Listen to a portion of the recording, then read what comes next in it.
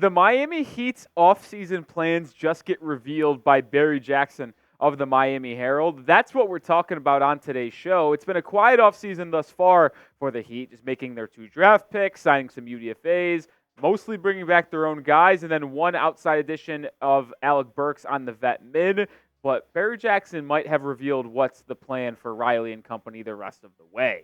Before we get into that, though, I want to show some love to the first commenter club. These were the first 5 comments I saw come through the wire yesterday on our Jimmy Butler video, and I want to show them some love. The Proof Bed Wars 6599, Damari Script, J-Rock, Melvin, and Muhammadu. Appreciate the 5 of them, and if you want to get shouted out on a future show, make sure you have your notifications turned on and click not just personalized, but all of them so you get the notification whenever we drop a video or go live. I really suggest it. All right, let's get into the plans now and what they could have been, as it's been quiet for the Heat this offseason. Duly noted. But here's what Barry Jackson had to say. He said, the plan is now for patience and prudence, to wait for an opportunity to pounce when a player the Heat really likes becomes available in the trade market, with the hope that the team likes Miami's assets.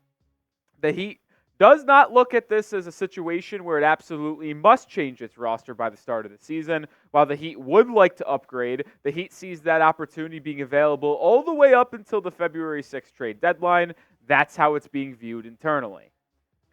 So, no different plans. Like, this feels like the plan every single offseason, right? Like, the Heat have a list of like 4 or 5 guys that they're hopeful comes available in the trade market, and they try to trade, but they never actually get it done because of either stubbornness from one of the GMs or they just don't have enough assets. It feels like this is the same plan as always, which is just going to ultimately lead to the Heat running it back another season. But I did have 2 main takeaways from that little excerpt from Barry Jackson that I wanted to share outside of just this normal stuff.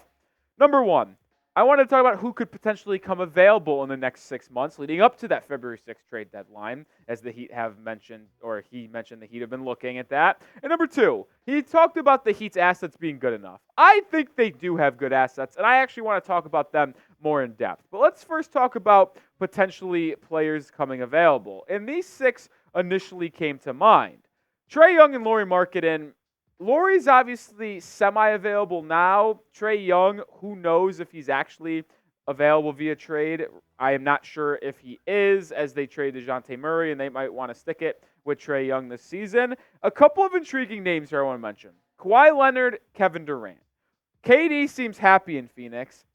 Maybe that is the case, but if the Suns really struggle in the first half of the season, maybe KD requests a trade, or maybe Durant is a trade option for next offseason. But unlikely to this offseason.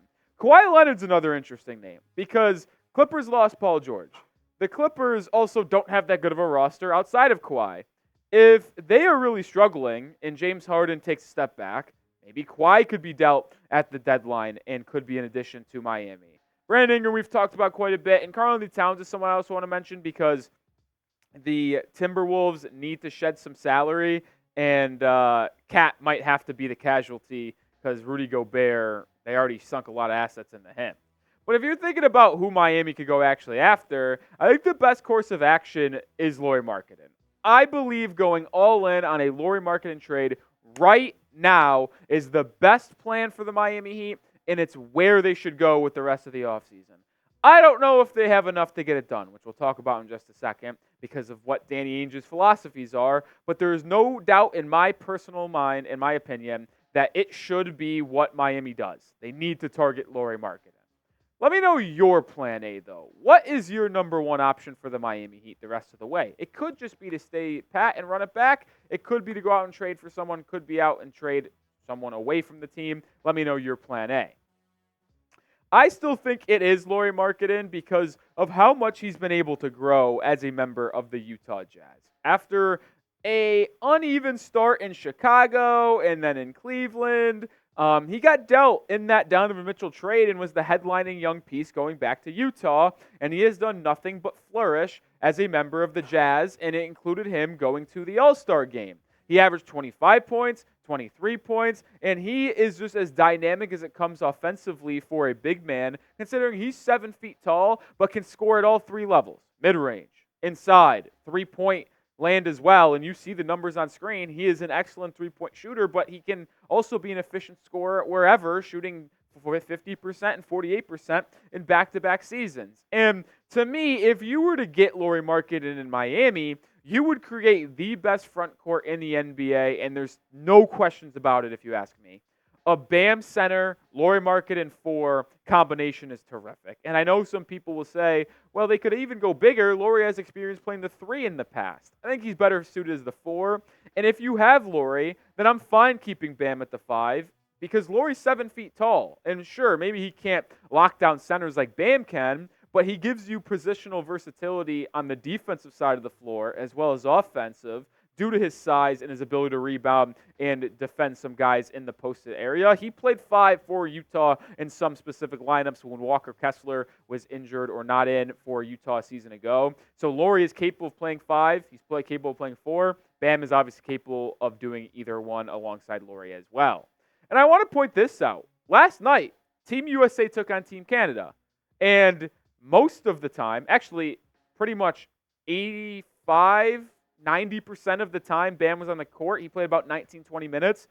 I would say 18 or 17 of those minutes that Bam was on the floor, he was sharing it with Anthony Davis, which means Bam was playing with, if you want to call AD a 5, you want to call him a 4, whatever you want to call him, he was sharing the court with another big man yesterday for Team USA. And sure, Bam didn't have the most offensive game. He had 6 points, went 2 of 6 from the line, which like, what are we doing, Bam? That's a different story for a different day. But he was very good defensively, and his ability to just wreck Team Canada with his defense was so apparent.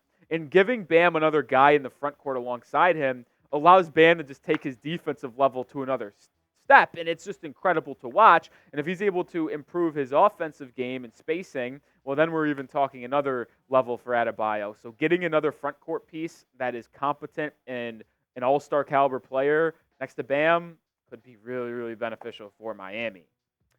More to talk on this conversation, but make sure you are subscribed because we have daily coverage of the Miami Heat. Make sure you're subscribed because we're going to drop a video every single day. Nic Rohloff here. Make sure you're subscribed. All right, let's talk about the second takeaway I had now, and that is Miami Heat trade assets. Because when you specifically talk about Lauri Markkanen, I think the Heat have a very good trade package to get Lauri, but it might not be good enough. I actually think they have a good enough trade package to get any star in the NBA, but it just depends on what that team trading the star away is going to look for. You think of what the Heat actually have as their trade assets, and it's very good, right? You have Terry Rozier. You have Tyler Hero, Jaime Jaquez Jr., Nikola Jovic, 2 tradable first-round picks, 2 second-round picks. I put an asterisk next to the first-round picks because right now they technically only have 1 first-round pick available to trade. But you could easily create another first-round pick available and trade 2 if you relieve the protections on one of your 2 first-round picks that you already have traded out. So the Heat, if you didn't know this, have the 2025 first-round pick traded to Oklahoma City Thunder, but it is top 14 protected. So if the Heat were in the lottery, they would have their first-round pick. Same thing with the Charlotte Hornets pick in 27. That is top 10 protected. So if the Heat could take the protections and make that unprotected in 27, well, then they would be able to trade 29 and 31 and have 2 tradable first-round picks. You also have 2 second-round picks, but those are really just throw-ins there. So the reason why I wanted to talk about that, though, and I mentioned this a second ago, your best package could fetch you a star. But if you're talking specifically Lauri Markkanen, it might not work in Utah because Danny Ainge is a fiend for draft picks.